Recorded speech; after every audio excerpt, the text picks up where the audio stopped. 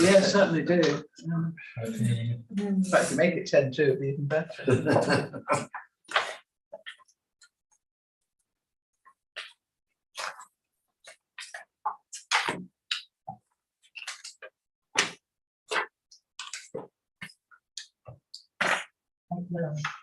Okay, good evening, everybody. Thank you for coming tonight. This is the overview and scrutiny for services.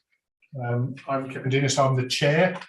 And if people are happy, we'll go straight into the agenda. I do have to give an apology that I'm going to be leaving at 8, but my very able vice chair is poised to take over should the need arise. So if we go straight into the agenda, then please, agenda item 1, apologies for absence and substitutions. Thank you, Chairman. We have apologies submitted by councillors Joan Hegan, Martin Darcy and Michaela Wicks. Okay, agenda item 2 are the minutes. And this is the minutes from the 24th of January and they've been published on the council's website. Is everybody happy with those minutes or have any alterations or amendments? No. Okay, I could take them as correct. Thank you. We're doing well. We're going good guns at the moment. So declarations of interest.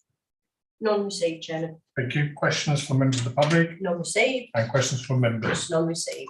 Excellent. So agenda item number 6, which is the committee forward work programme, pages 7 to 30.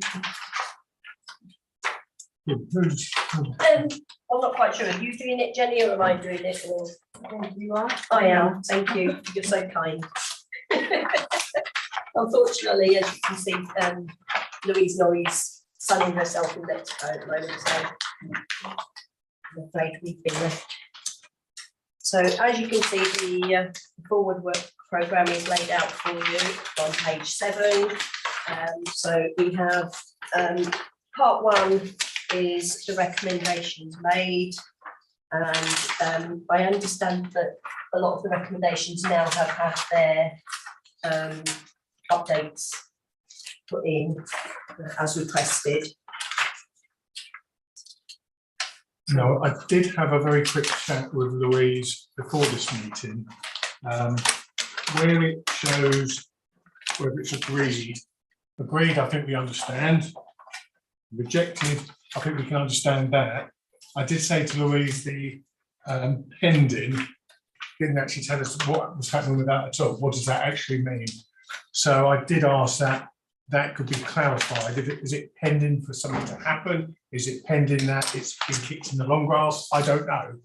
So I have asked Louise if that for whoever takes over. Yeah, it looks like she might have actually done that because it says awaiting a further report to ONS later in the year. Yeah, there's some that haven't got that, so Right, it's just probably some have. Okay. So we just need to. It's really for the next lot. For the next lot, ONS. that's fine. Yeah. It's very clear.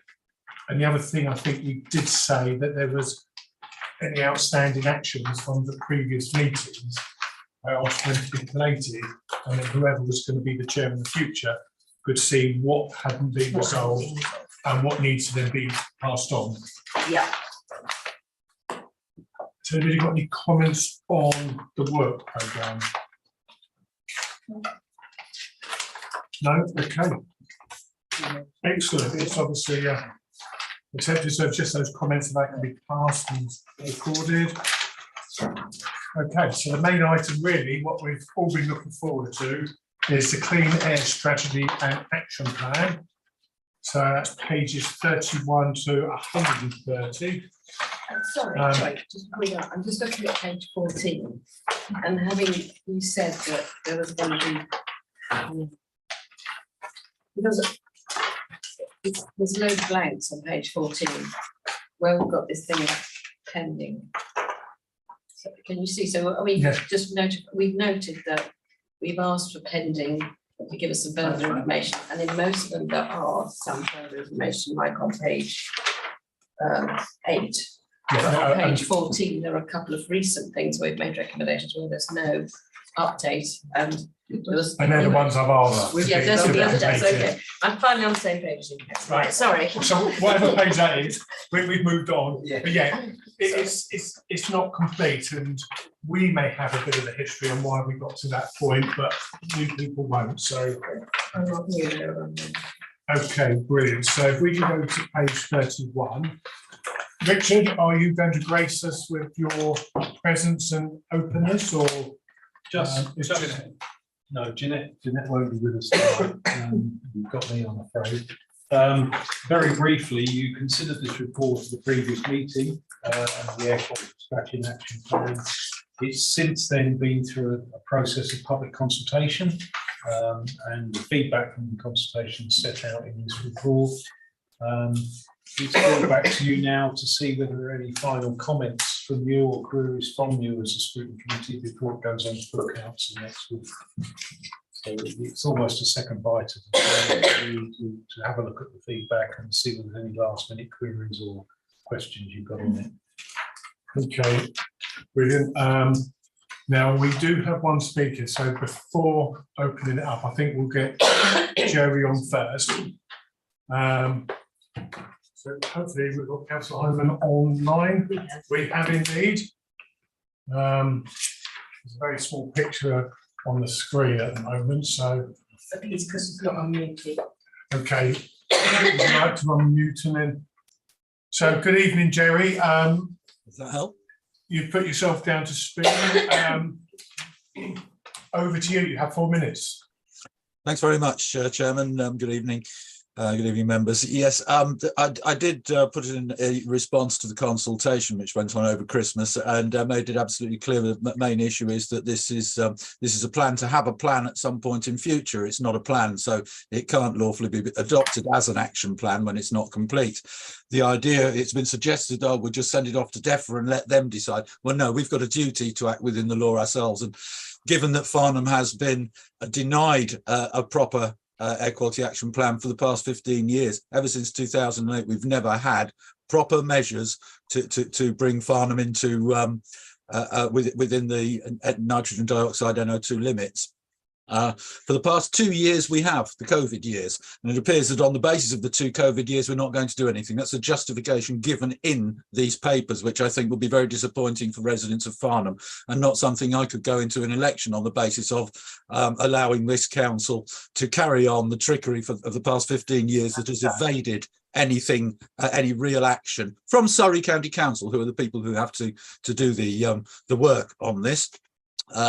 We tell them that we're doing an action plan or an update, and they are required by law to populate it in effect with real genuine measures, and they haven't done so. If I refer you to page 75 of your papers, please, you'll see in there that is what's being done for Farnham. It says in relation to Farnham, the FIP still being worked on, with a number of options being assessed. This is slightly different to the version that was consulted upon, but it doesn't make a lot of difference. It's the last sentence that's the real difference. It says there's currently, it says that the adopted package of agreed measures has not been defined. There's no specific funding attached to the programme. But at the end, it says that it will also be ensured the Farnham AQMA will remain in place until the Farnham infrastructure programme is implemented. Well, obviously, we've got to know what the impacts are. So I'd like that last sentence removed. It is ridiculous in the situation we're in, coming out of COVID, to suggest that 2 years of not exceeding the limits is justification for us to try and take away the legal protection that the people of Farnham have from having their health hurt by Surrey County Council doing nothing to reduce the congestion in Farnham. The issue here is that you don't know the law. You're not being told what the law requires of you in your papers, and that's very disappointing, but I've got it in front of me and I'm happy to tell you. Specifically, section 86(5) of the Environment Act 2021, which isn't referred to on the front page of your document, says an action plan prepared by a district council of a district in England for which there's a county council must set out any proposals provided to it by the county council under subsection 3, including the dates specified by the county council by virtue of such section 4A. It's got to have the measures in, but you've seen from page 75, the measures are undecided. So this is a plan to have a plan in future. That's not an action plan. So that's blindingly obvious to everyone, isn't it? I hope. This is not something that we can honestly adopt. If dishonestly, that's been going on for years. Honestly, we cannot adopt this as an action plan for Farnham to bring and maintain the NO2 levels that are a bit below the limits.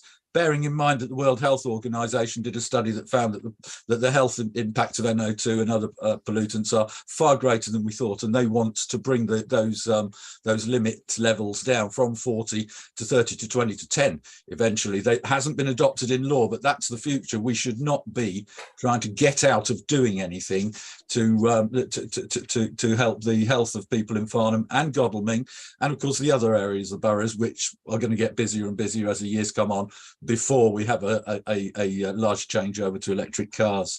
And we're still going to want to be able to get places, so we're going to need transport systems. So my point here is, this is a plan, and it's obvious. It tells us there, you can see it on page 75, that this is not a plan yet. It's a plan to have a plan in 6 months, a year, whenever.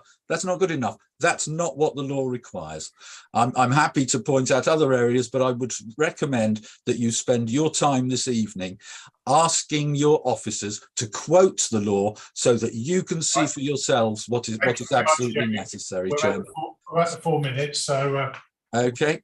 Thanks. Well, thanks very. I just also wanted to know: is there a track changes document? Because changes have been made, but I couldn't find a track changes document. Thank you very much. okay, thank you very much. Before I ask Richard if he wants to make any comment before opening it up, in relation to the Surrey County Council, if there's a feel that there is something the Surrey County Council's not doing, I'm quite happy if you articulate that to forward it to whoever appropriate, because obviously there'll be a department that can look at that. So I'm happy to do that on your behalf if you articulate exactly what you're saying they're failing in their duty. Richard, do you want to make any comment with the comments that have been made? The ones I've written down is a plan to have a plan. The last sentence on page 75. I won't go into that we could adopt it dishonestly. I don't think that's appropriate. But so I think if you can maybe just talk about those 2 points, and then I'll open it up. Yeah, it is an action plan. It hasn't got all the measures in it, but it has got some measures in it. DEFRA will decide whether it's acceptable or not, and DEFRA will come back to us with any queries and comments they have on it. So if DEFRA are not happy with it as an action plan, they will come back and tell us what's wrong with it and identify any shortcomings in it, which we will need to address. We're conscious that the County Council is still working through the Farnham Infrastructure Board to finalise its proposals, but we can't delay adopting a clean air strategy and action plan until that's done. So we need to get this sent off to DEFRA, get DEFRA's feedback on it, and then refine it if necessary after that. Okay, thank you. Right, I've got Councillor Reid. Ruth, you put your hand up. I did, page 33. And what concerns me is, I know we have to do a review on an annual basis, but it does say at the end of 9.1.1, additionally, without additional staff resources, we are unlikely to be able to action all commitments made. I wondered if anyone else wanted to make a comment on that. It's a bit concerning, really. Okay. Any comments on that from anybody around the table?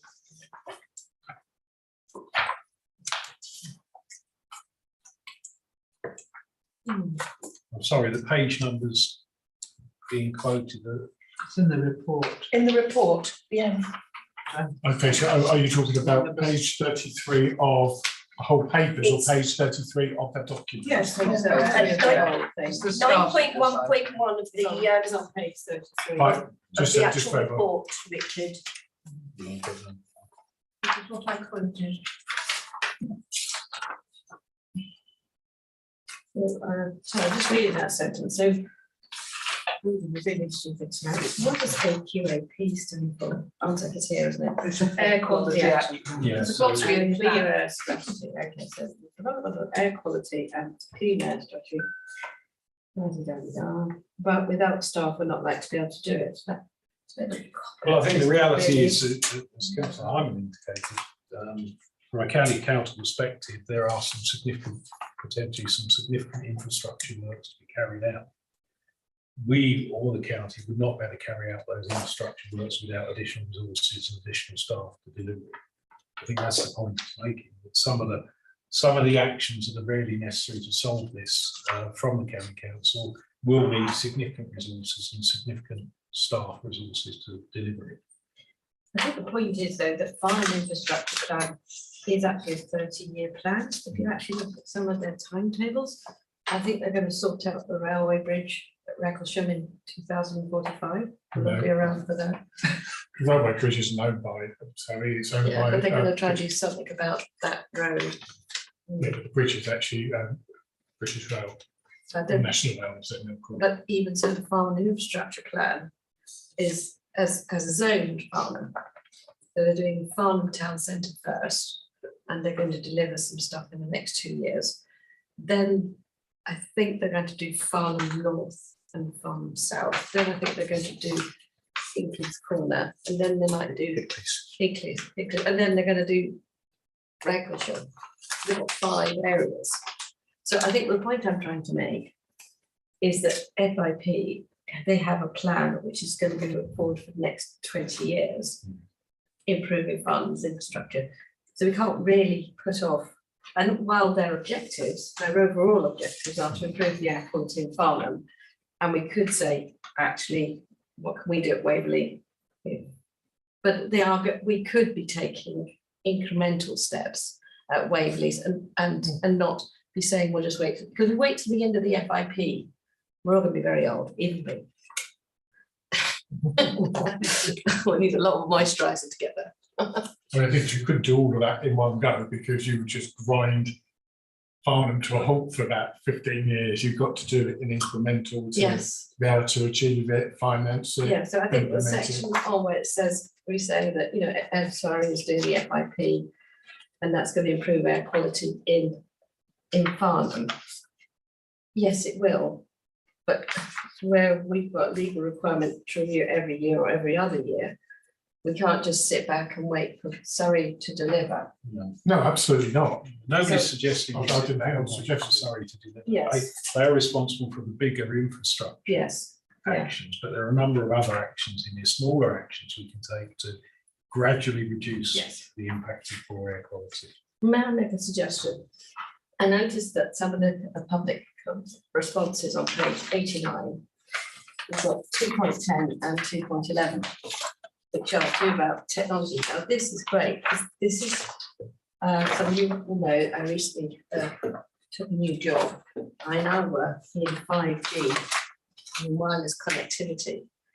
And the cost and of devices to do this kind of monitoring, intelligent devices, what they call IoT, is coming down really fast. And the cost of like putting little intelligent sort of devices and then using 5G, so wireless connectivity as opposed to landline connectivity to link them back to the centre, is much cheaper now than it was, say, in 2019. So the problem we have in Farnham with the air quality monitoring, so I'm on the air quality committee there, is there was an issue with the devices being vandalised and then data's not complete. And obviously there were some issues previously, I think, with the historic institute. But so one thing we should definitely recommend is that the council take it as an action to have a look at what is the newer technologies for air quality, because you will probably find there are devices that use wireless connectivity, so like mobile phone connections, as opposed to landlines, which you can just stick up around the place.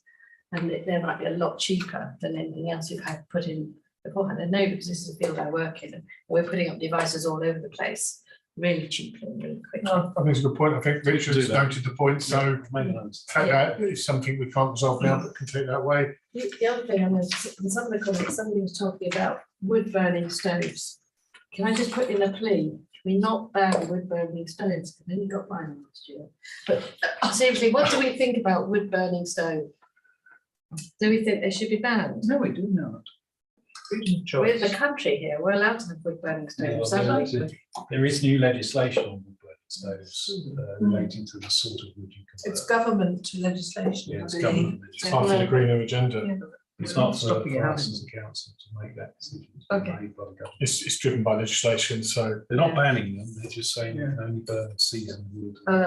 we do that anyway, but that's fine. The other thing is that about 3 lots of responses in here are to do with cars idling on Station Hill in Farnham. Sorry. the last point, because the people who have Yeah. been waiting to get in, so Okay, so another suggestion there, and the one that normally works is, oh, we might have to be sorry for this. Can we put up a road sign saying, think of the air quality? We did, We've done that. We That's have we to- happened. did, Is it and we asked for permission a year or so back from the county to put them up again, and they refused to let us put them on there.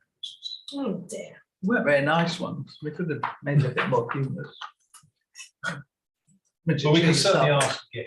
Yeah, we can get, we've had I some. used to have one on my desk. Better design. to move the discussion on, if you'd Yes. like to email me Yeah, with the suggestion and the sign, I will make sure the right person at Surrey okay. gets your email and will consider it. There is a policy of trying to reduce the number of road signs, because most places do not want to see signs every 2 minutes along the No, road. but But I will for completeness, you can put it as an action, that once Richard contacts me, Yeah. I will forward that and put it through to whoever deals with signs. Okay. Councillor Coburn, thank you for waiting, I'm sorry about that. That's quite all right. I just feel that we have this discussion whenever. Every single time it's exactly the same. We monitor and then we send it to DEFRA. DEFRA sort of comments on it. We are largely in Surrey's hands for the large infrastructure bits. And we work out what we can do. And Rich is usually right at the forefront of any technology that's going on. I mean, he does his job. But, you know, we are very limited in what we can do as a borough. We just don't have that power. And we you know, sort of, as I say, go over and over again, all the detail. But, you know, when it comes down to it, we're the monitoring authority. We monitor, we send to DEFRA. Yes, we can do our own little bit. And as I say, we should do whatever we can. It's part of our greener agenda. You know, I think we all understand that. But really, to beat ourselves up the whole time over this, when we are not the authority that can really make the big difference, is just pointless. No, okay. That's my vote, David. Thanks very much, Chairman. Page 90 it contains some of the responses from consultees. Incidentally, I'm rather disappointed there are so few responses. It can't mean that everybody thinks it's all marvellous. I think it reflects the fact that it's not perhaps a priority as much as arguably it should be. But that's a side issue. Farnborough Airport. The consultee says Farnborough Airport should be included, and para 212 reminds us that it's outside of Waverley Borough Council's area, which of course it is on the ground, but nevertheless, as a member of the Farnborough Aerodrome Consultative Committee, which I am, I do know there's considerable concern amongst residents here. Primarily, it's fair to say about noise, which is not in scope here, but also about air quality. One of the things that has emerged is the measurements of air quality in relation to Farnborough, although it's mainly considered at Farnborough. Of course, the aircraft are lower. Nevertheless, there is an effect above our heads as I speak, and also technology and the recognition that there's more than one. So let's start again. It's not just about NOx, which was the focus a few years back. It is much more about particulates, which are now known to have a much greater effect. Now, I'm not suggesting, I absolutely understand what Carol is saying, it's not up to us to do that, but I do think perhaps a marker should be put in about Farnborough Airport. I couldn't find anything very much in the management plan. It is mentioned in passing. So could can I have sort of two asks really? One is that the plan recognises that the operations at Farnborough Aerodrome Airport do have an effect way outside Farnborough itself. And secondly, that more is now known about the effect of different kinds of pollution from aircraft, and we should ask DEFRA to take account. It's not something, we're not springing to the barricades here. It's something to put a marker for future occasions and to reassure our own residents, some of whom are very, very concerned about that we are on the case. Okay, point well made. Richard, The air quality action plan is specific to the air quality management area. Right. So we can't include it, but obviously the air quality strategy is in place for that. And the idea of the air quality strategy is to free the reins around the action plan and look at broader issues around air quality. And the strategy does look at the broader aspects of the poor air quality and the impact on health. So that's where that needs to be. Okay, well, thanks for clarifying. Rather than in the action. Can we ask that it is modified at a suitable point? a couple of extra paragraphs. Right, yes, I think you've had your hand up. Yeah, I mean, all we discuss in terms of air quality is based on measurements from the diffusion tube. That's what we're trying to achieve, is a measurement which actually tells us that we're meeting government requirements. Now, do we know that the data actually are fit for purpose, and that there are averages over a period of time? How do they relate to what the government is asking us to do? What are the uncertainties in that data, and how can we accommodate that if it becomes, if it's important? I mean, I don't know what the uncertainty will be. I can certainly go back to our consultant and ask that question. You know, is it peak numbers, or you know, how is this driving what we're doing in terms of what the data is telling us? I can't go into detail on that, I'm afraid, but I'll go and ask the question, and I'll come back to you and answer. I'll write to all members about the accuracy of the data. And an associated question, I think it must have to a previous meeting in Farnham, or in the borough. I think there is a box that used to measure in real time the air quality. I don't think it's switched on. I'm not sure what the situation is with that now. It's now in South Street. Is it South Street? It's running constantly, and you can go on the website, and there's a link on the website, and you can see the readings live. Does that data, those data, do they match what the diffusion tube data tell? There are 3 diffusion tubes on the machine that's monitoring constantly, so we've got a reference here between the 2.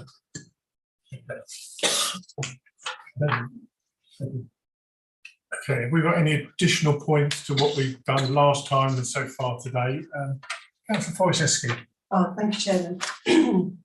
I think in the introduction it speaks volumes in the sense of what it's trying to achieve, but that's wholly reliant on officers, members, the public, everybody getting behind this, because if we don't, you're on a hide into nowhere. And we talked last time in depth about trying to educate people to be responsible, and bonfires is a particular one that, you know, people will just randomly burn. And I've got an issue with electric cars because they're made from electricity, and it's like, you know, we're burning, you have to burn coal to get the electric car. So it's a good document. It's a starting point. But I absolutely agree with what Carol said. You know, we are not the governing body over this. There is legislation from Westminster, and there is Surrey County Council who's at the helm of it all. So I think we're doing our job. We're doing it as best we can with constraints. There are a couple of issues that I'll go back to the point about the boxes here. These nice little Page. This is page 118. No, they're all very nice and they're all very twee. But how are we going to put meat on the bones? How are we going to measure what people are actually doing in the borough? How are we actually going to measure what staff are doing, officers are doing, just general organisation, what about schools and all sorts of organisations? How do we put meat on the bone to say that that's actually working? The one that I have, and this is going to cause me to perhaps get a little bit of a slapping from somebody if I'm not careful, On page 121, we talk about renewable energies, and we say we will not support commercial exploration, extraction of fossil fuels, which may in the future undergo combustion. That fetters your position if we stick to that in a 5-year period, because you're putting yourself, I think, at a risk. Whilst I'm not supporting it in any way, shape or form, I think we've got to be careful, because we are prejudging that as well in terms of planning matter. We're actually saying here we will not support. We can't really go into a planning situation with something like that, which is predetermined in an application, whatever the outcome might be. And as I say, it might also affect it. That's just a comment. As I say, we're not the governing body. We're doing our job. We've got 5 years. I believe we've got to review it again. The instruction says it that we, says it all, but it's highly dependent on everybody everywhere getting behind it to make it. We've all got a personal responsibility as well, and I think we should be very aware of our commitment to it. But as a council, we're doing what we can, and there's some good action plans there. There's some there that's just, not achievable at all, and unrealistic, but there has to be a starting point, and we need to be seen to be doing something. Absolutely. Can I just go on to that exploration and extraction of fossils? That would fall under Surrey County Council planning, because it's mineral and that all the planning. So I absolutely agree that none of us actually support that. Yeah. But I don't think it won't be determined, because actually we're not the planning authority. Surrey is. Yeah. So it's. Yeah. I get that, but as I said, the resident at home looking at that, or the commercial entity looking at that, might not look at the bigger picture in terms of who is responsible. And the thing is, it comes from a Waverley Borough Council commitment. The heading there is a Waverley Borough commitment. So we're committed to not supporting it, whether we agree with it or not. That's what it says. Anyway, Chairman, I agree with you. And the trouble is, there's very often unintended consequences, aren't there? I mean, we have remote walking and cycling, and you think, oh, this, not, good. But the cycle route that they were proposing in part of Farnham pulled up all the trees and the grass spurges and replaced it with tarmac. Now, very good for the cyclists, but what about the environment for the rest of us? With the trees and the but what I'm saying is, it's this lack of joined up thinking with some of these new technologies, new ideas, let's go hell for leather for electric cars. I've never been a fan of them at this stage. And certainly on the walking and cycling, I can't see the point of getting people on their bikes if it means scrubbing up half of our grass verges. So, it's getting balance is really what I'm saying with all these things. And you're absolutely right. And it's about starting, and it's almost like a living document. It will change, it will merge, it will evolve. It's not the end product. And I think I certainly, when I looked at it, I accepted that. It's like talking about a marathon. This is you at the starting line and you're just starting it. And I think that's what this is. So is it perfect? No. Is everything going to be deliverable? No. But is it a good starting point? I would say yes. I think it's also something that there is useful to say is that I don't know whether there's any statistics on this, but we're quite lucky where we are in that we have quite a lot of what I call professionals who live here. And from my street, for instance, everyone was working from home during COVID. None of us were furloughed. We all worked all the way through. But as a result, as we come out of COVID, most people are only going into the office 2 days a week or less. So we have big populations in our area of people who are doing the kind of jobs where they can work from home. I don't know whether I don't know what statistics are, but I did see a map of this, and down in South General, people are more likely to be working from home still than they are because of the high technology industries, the banking industries, the insurance, the financial industries, all of those industries. People are still working from home. So and that will make the equality better. Exactly. Because let's say it's sometimes if we could quantify that, we could say, actually, because of changes in people, but that's only going to be a short-term effect. They reckon that within 5 years, everyone will be working everywhere before. It's awfully lonely, doesn't it? Exactly. Exactly. And any other comments? Yes, If the final one, the final one, and that's it, I'm sorry. Bonfires, can we have it here, please, please, please, please, please, please, that the council will reduce the number of bonfires with the exception of festivals, namely bonfire night. Because I don't want somebody telling me in 2 years' time that I signed off and it's not having a bonfire night. Right, what powers would you use to stop somebody having a bonfire in the garden? Can't, unless the smoke is, I think, if my memory serves me right, it's within 50 metres of a road and goes across the road and causes a danger. That is the only powers in relation to bonfires. But we're saying here we're going to reduce the number of council bonfires. How many bonfires does the council actually do? Right, This refers to the practice currently of burning waste from the grounds maintenance service. That's Oh, what right, it's okay. about, It's not reducing bonfire that. night, we're not. no, we can only deal with what we have control over. This is about the practice there is. Of But the burning council garden. do. The garden way, you know, when they Yeah, do all the the grass bonfire. cutting, so we can, or Waverley can influence its own Oh, I behaviour. see. But what we can't do is start saying you can't burn stuff in your garden. That's, Yeah. you know, you'd Well, we're all in different positions. You can't make a rule for everybody. So, Some people. I'm happy, so Yeah, that's what that relates to. okay. Okay, I'm minded now to wrap this up, because I think we've dealt with it twice. Yeah. Richard, only a few points, the points from David, if we can just change the strategy, just to bolster that little bit about Farnborough. Yeah. I think other than that, it's a good start. I wish you well on this journey, because I think it's going to have some bumps in the road as we can imagine on this, but I think it is a good start. If I can just turn back to the two, there's two recommendations. First one was the members note the feedback from the public consultation, well, we've done that. And the second one, which was to submit any further comments to the final draft, which align to the various policies, which I think we've done tonight. And those few points can then be added. I'll liaise with Kimberly and we'll get a note that we said we'd give. To make sure they're done. A note to the full council to say these are the bits. Absolutely. So, you know, everybody happy to agree those recommendations? Yeah. Brilliant. So, thank you for that presentation, Richard. We're going to go now to 8, which is the corporate performance review, which is pages 131 to 198. Who's going to be doing this?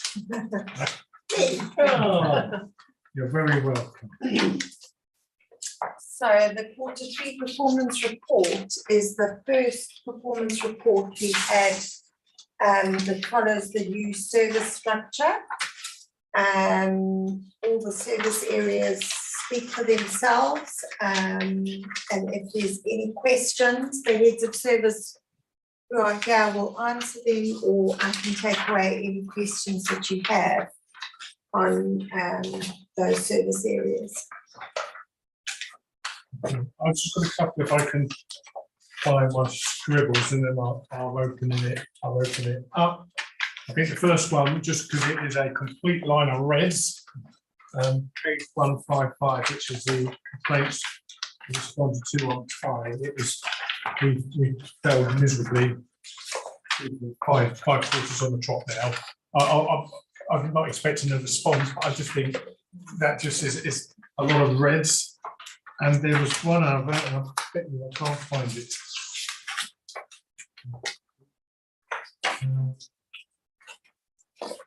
I will open it up and I'll try and find the other point. I just want some explanation on. There's page 163 again. There's a huge number of. Point out, Chairman, that 155 and 163 are not in our remit. No, I know that, and I haven't asked for an answer, but I just wanted to raise that I was concerned That's fine, sorry, Chairman. as a councillor, even though we're not going to discuss it, and that's why I don't want to take it in here. There was one other. Yeah, is it page 175 or page 41? Page 175. Yeah. 173 to 197 is the ones that are in our remit. Okay, so planning policy. Yeah. All these indicators Yeah. on planning, which are. Yes, So can I just ask a question on page 189? This is about the key performance indicators for planning. We've got P1 there at the top, and it says the target is 100%. And all the others started, well, there's one at 90, the others are at 80 and at 30 and 10. That top one, which is for everything, can I just ask why it's 100%? Who sets the 100%? It seems very excessive. Will you ever meet it anyhow? I'm guessing because it's a national target, so that's where they have to be dealt with, therefore, the national target is you deal with them within 28 weeks. So, We have a Yeah. planner. sorry, we do Oh. have Gillian here, Ah. she can answer you. You, please, your answers will be far better than mine. Hi there, hi there. Yeah, the reason for the one at the top, P1, is that is what's called the planning guarantee.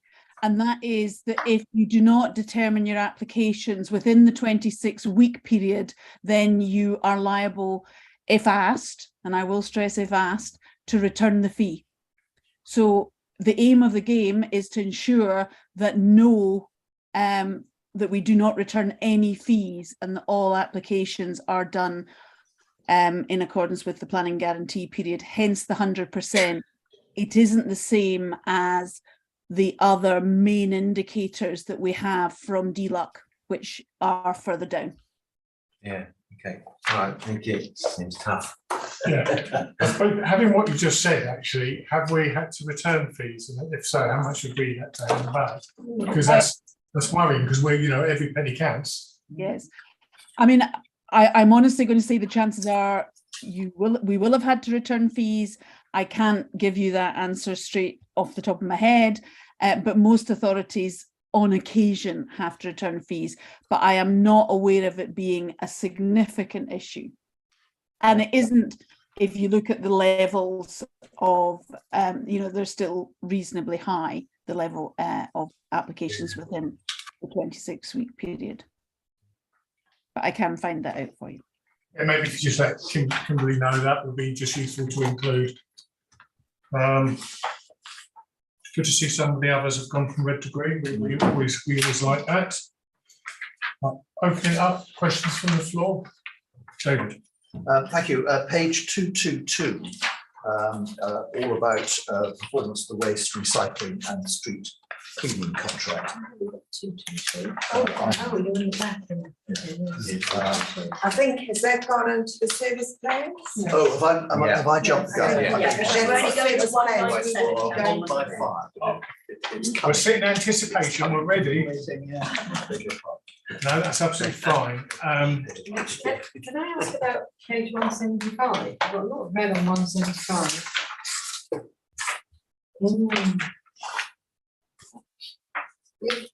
We were targeted to build 147 houses a quarter of that. Yes. A bit. This is. Yeah, it's a lot of reds and way off. Yeah. So, yeah. So what are we trying to do about this? I mean, what can we do? Have we got any power to put developers' feet to the fire to get them to build some developers and give them? No. Nothing at all? No. No. Still nothing we can do about it? This is too far. Yeah. So they can sit on them and therefore they're not included and therefore they then go back for more houses and say, we still. Build more. Yeah. So it's just, unfortunately, it's a bit of a policy and trick for some developers. Yeah. But, Chairman, I'm sure what you say is right, but we mustn't be neutral in this. We must seize every opportunity to say, what a shameful situation. Oh, I think that's It been is. done on the national level. And I know it has, but we should keep. I think the pressure, I think Waverley has done that and it's been done by most of the other boroughs in Surrey. We've got exactly the same problem. But that's the problem with targets, as you know. Although I'm hoping that all the housing targets will go soon. Possibly, but I do hope we can have a comment. It's an obvious comment and it's a long-running comment, but the executive and council should be left in no doubt at all that this committee does not like what the current situation is. Yeah, well, I think everybody would endorse that, These things you know. bear repeating until people are sick of it. Yeah, perhaps well, something will be done. So I Not by think ourselves alone, of course. We can certainly include that. We were disappointed that we're still seeing targets not being met because of our inability to force developers to actually develop their application. I mean, there's something in the MBPF consultation about that, so as Yeah. you say, we can only live in hope, we'll put in Yeah. this strongly. No, we'll put that certainly as a comment. And is there anything statistics in here about the appeals that are going through the planning? Yeah. Because we got this issue that we've lost one, well, farm, sorry, I don't know. We've lost one, we've got 4 to go. We reckon out of the 4, 3 are gonna go down like dominoes. And the 4th one, hoping won't. But the problem is, if we lose that many appeals, there's a knock-on effect on planning, on the reputation, I think, or something with the planning department. I'm not an expert. But is there anything in here on these appeals, what's Yeah, being done to secure? It's just which- Data on the appeals.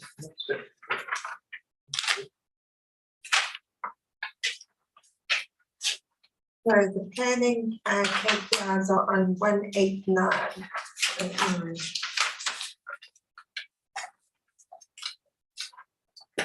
So P3 does deal with appeals.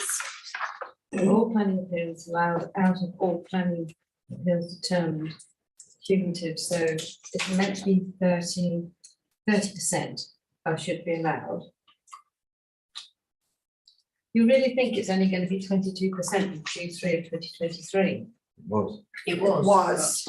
Um, That's October to December 2022, at this reporting period. So it's not the Q4 one, so the Q4 will take you up to the 31st of March. no.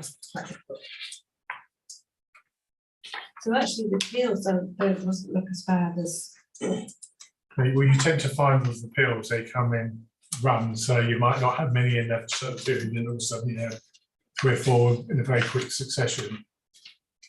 But the percentage is, you know, for the LP 152 is good, and P3 is reasonably promising. Yeah. It certainly could be worse. I'm sure it has been worse. So we need to go over the page. There's some other details from some other ones, and then major planning appeals allowed. So again, the figures are quite reasonable, I would say. So I've certainly seen them worse. Okay, any other comments? Okay. Thank you for presenting. If in the meantime you haven't been able to sleep tonight and you suddenly remember that you've got something that you didn't raise, please let Kimberly know, and then we will get you an answer. Okay, so We talk about disability grants. can I just say 2 seconds? Oh, I'm just going to go to the recommendations on that one. So recommendations on page 131, there's 2 recommendations. That's considering the performance set out in Annex 1 and considers the annual review of key performance indicator as appropriate. Is everybody happy to agree those? Yeah. Agreed. Right. So we can, I thought you were going to say something about, we are pulled to see planning delivery. Figures are still way below what they should be, pages 185. there was some comments going to be put in there about our concerns that our lack of our, so the lack of our ability to influence and force applications to be delivered. Yes. Yeah, we do. Yeah. We said that we were going to make a comment on that. We can't put a recommendation because there's nobody we can recommend to. So it's just to note our concerns. Okay. Okay. So next, what is item number 9, which is pages 199 to pages 246. Is there anything you want to say on this So, one? at the briefing, you mentioned that you would like the heads of service to highlight any priorities in their service plans, so and then we'll take any questions. Any heads of service who aren't here, I'm happy to take their questions away and get back to you if you would like to hear from the heads of service that we do have. There's a number on. There are a number on. They are tiny writing, so I bought my glasses so I could read it.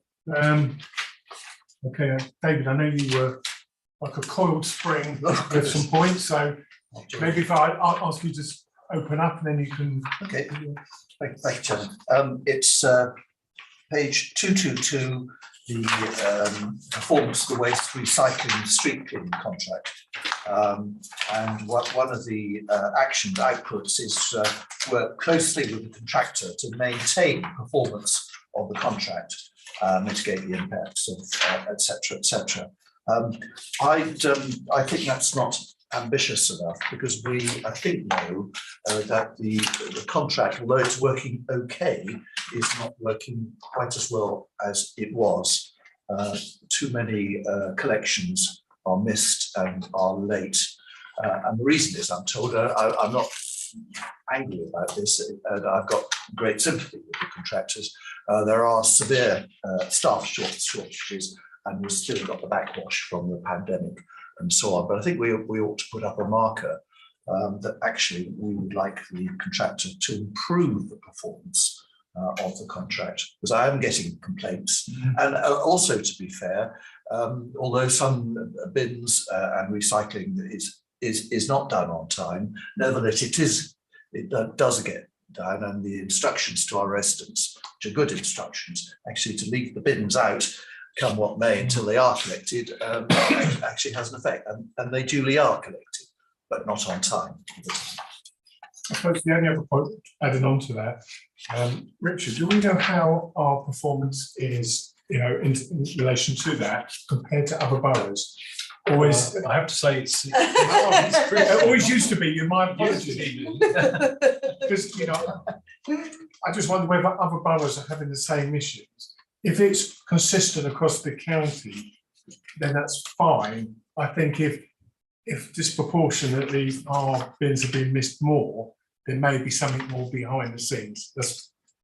okay. So as you know, I look after Guildford as well as Waverley. I'm also the chair of the Surrey Environment Partnership, the office of chair of the partnership. So that does give me a little bit of insight into other areas. Well, I can say that the staffing issues we are seeing here in Waverley are similar to those in Guildford, as are reported throughout the partnership. So that naturally has an impact. At the end of the day, every waste service needs a certain level of staffing to deliver its service each day, and if that staffing isn't there, then other things have to come in, such as overtime into the afternoons, if the time and vehicles and staff allow, or catch up on later days. So it's a natural sort of result of there being shortfalls in staff or vehicles and operational issues.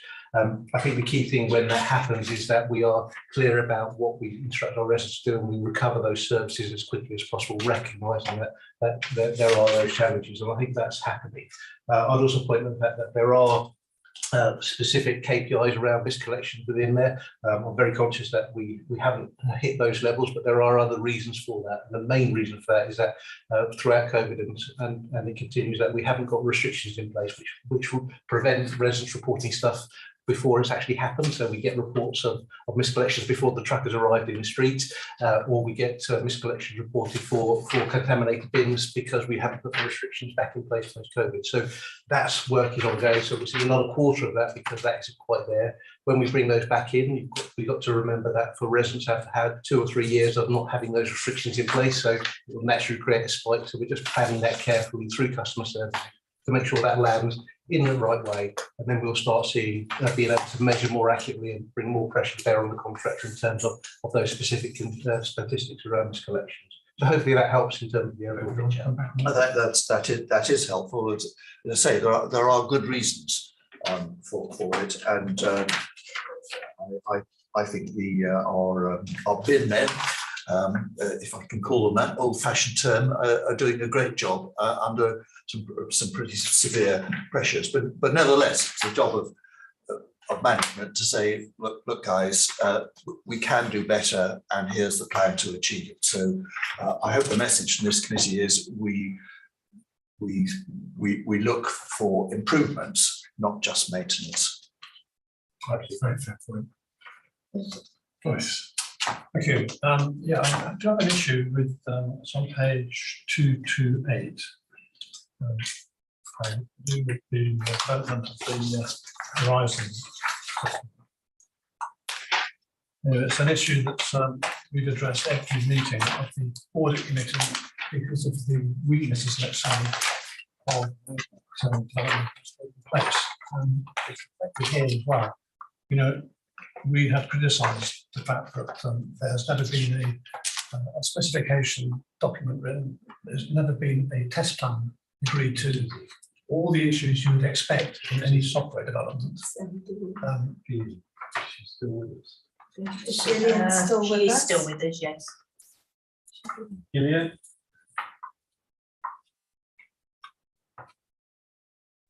Hello, sorry. I'm having a bit of trouble with my signal, but I've found some better Wi-Fi, so. Did you hear what I just said? No, could you repeat it, please?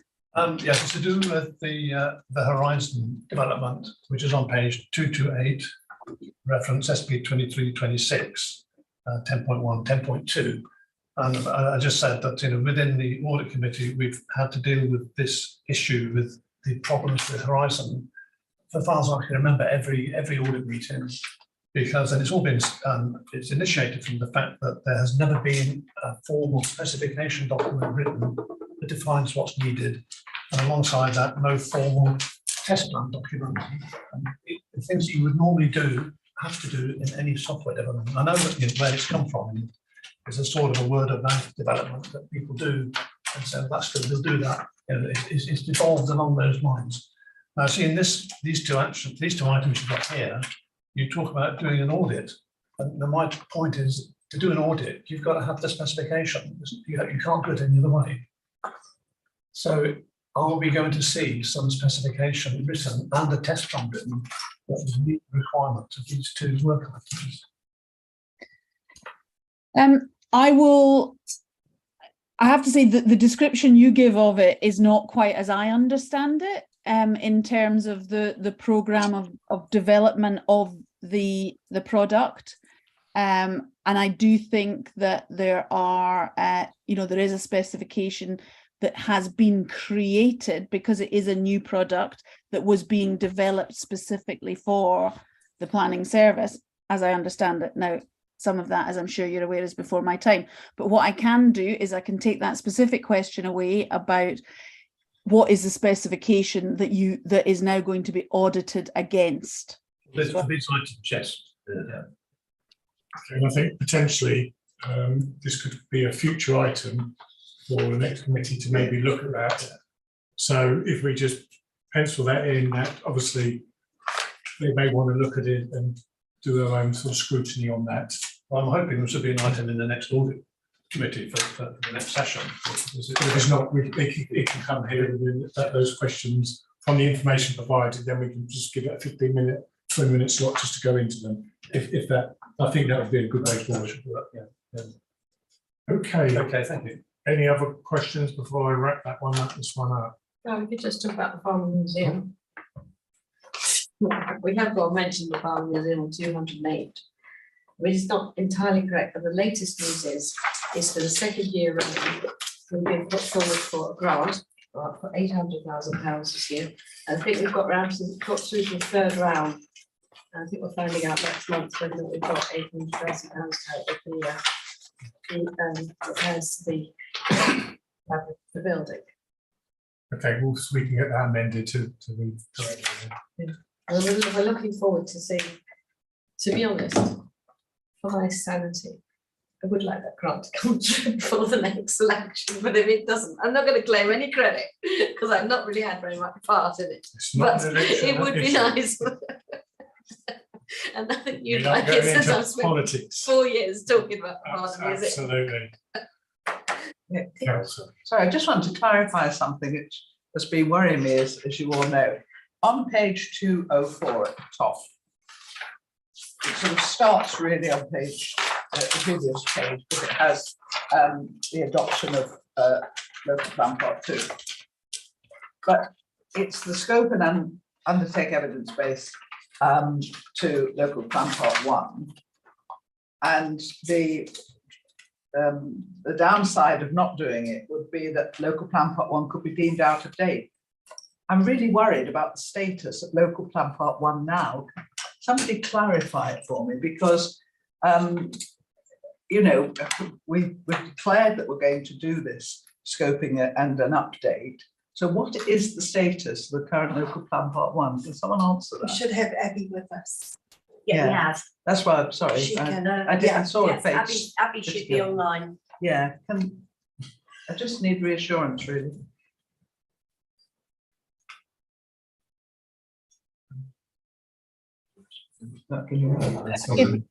Chair, if Abby's not online, if I could perhaps comment from the user of the document's perspective, in terms of local plan part 1, it will remain the development plan, and therefore it is a primary consideration in any decision making.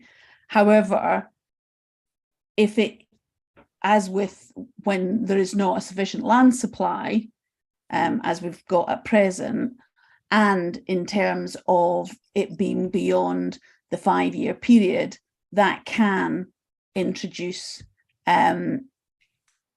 additional need for consideration and looking at the national picture or any other elements of the development plan,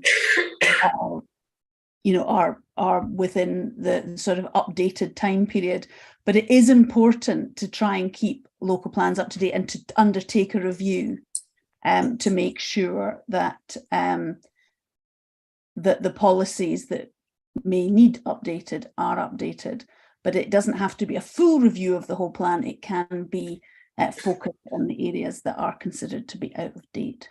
Do you mind if I come back? Push it. I'm going to go into 2 appeals very, very soon. What status will local plan part 1 have when I go into those appeals in the middle of March, well, the end of March and the middle of April? What status will it have then? That's all I really want to know. They are the development, I mean, local plan part 1 is part of the development plan. And so it will have that primus, you know, that first approach will be based on the development plan. And then the next step is whether it is up to date and then whether the tilted balance, etc., comes in. But Abby has now appeared, so she may want to comment further. Sorry about that. Thanks, Gillian, for stepping in. I guess the key issue, which is something that we keep, was debated widely around council, is in terms of how do we move from the decision that was made several weeks ago to actually arriving at a fully kind of scoped out kind of work program, essentially. And I think that's really the next step for my team. I think Gillian's answered, hopefully, Councillor Coburn, your question in relation to kind of how the local plan part 1 is used in relation to the appeals. But I think certainly as soon as we've got hopefully local plan part 2 adopted in the coming weeks, we'll be focusing imminently on that bit of work. And I know that we have a mandate to come back to overview and scrutiny for consideration of where we arrive at. Nobody will answer my question. You know, I just really want to know if it has, you know, will it carry full weight? Will it be reduced weight? That's all I'm really asking, because I feel very much that I know about the tilted balance. I've fought enough appeals with that. But, you know, if you've got full weight with your development plan, at least you've got some sort of chance, especially with court judgments. But, you know, at the moment, I just feel that I'm going to walk into those appeals and I'm going to be told that the local plan, that the policies are out of date. And I just want to be ready if that's what's going to be thrown at me.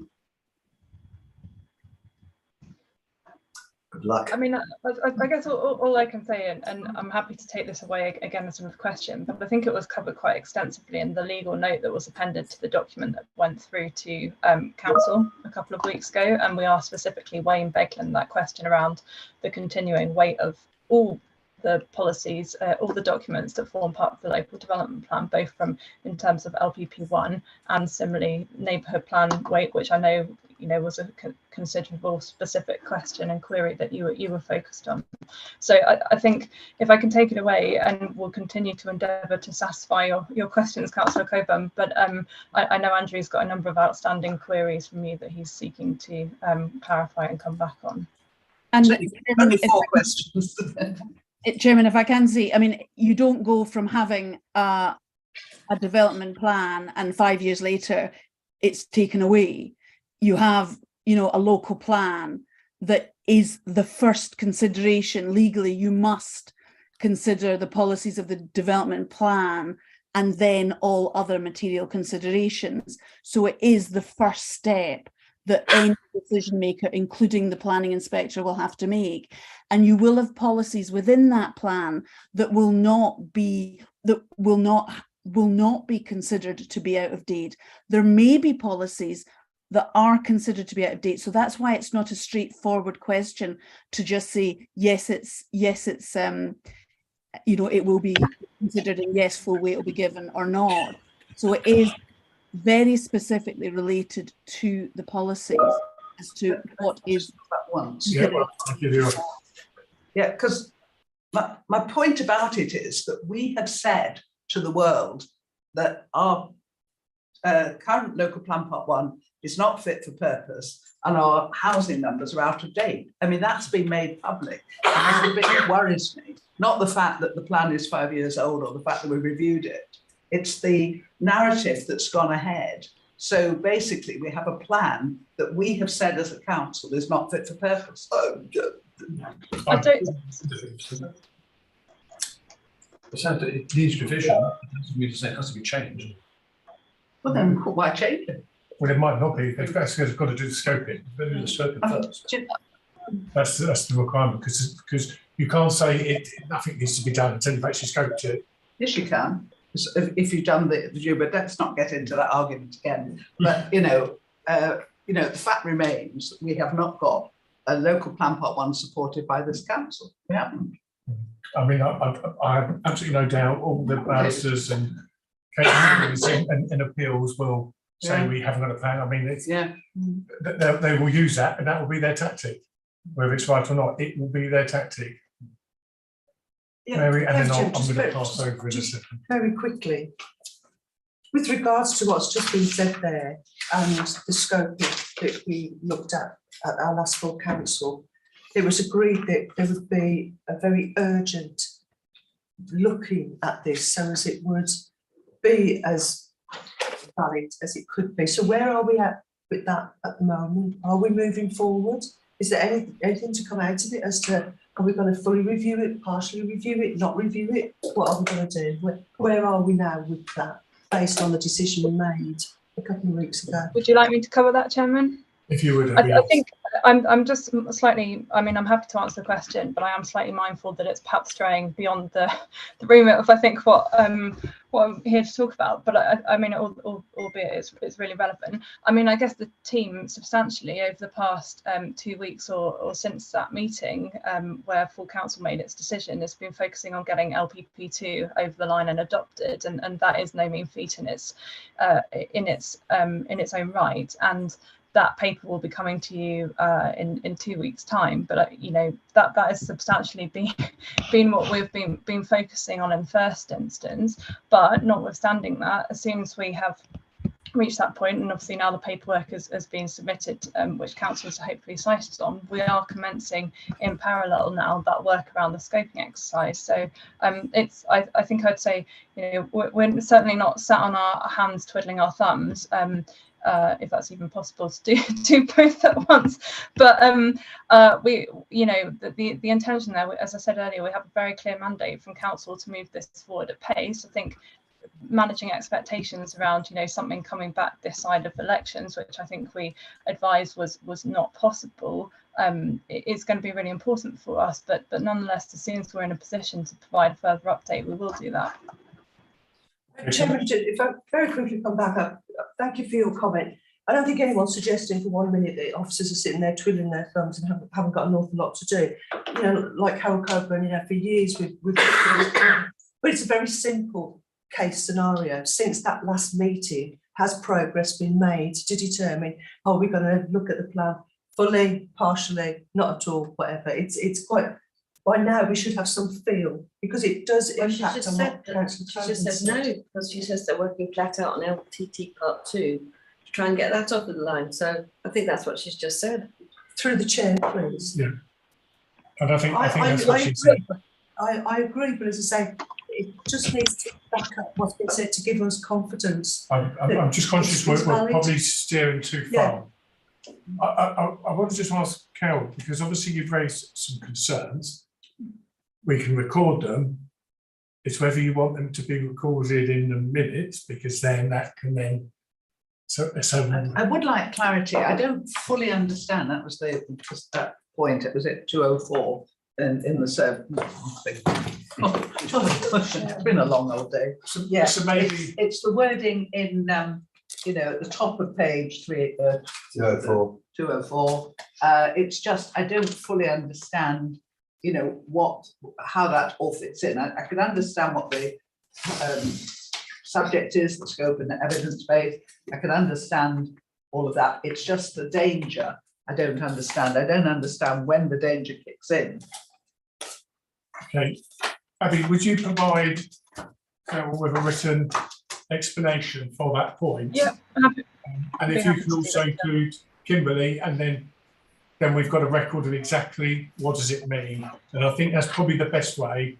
And then we've got a record of it and a complete explanation. How are you happy with that as a way forward? Yeah. That you get it in writing and Yeah. okay, we'll have that as an action there. Thank you. Okay, any other points before I move that one on? No, Chairman. Anything else people want to raise on that final document? Okay, but if not, we are well above, well early for our 9 o'clock normal start. Is there anything anybody wishes to raise before I finish? Don't chance your arm. No? Can I just thank everybody for their attendance and going through the papers and your very valid questions, and we'll conclude the meeting at about 13 minutes past. Yes. So you get an hour back of your life. Exercise.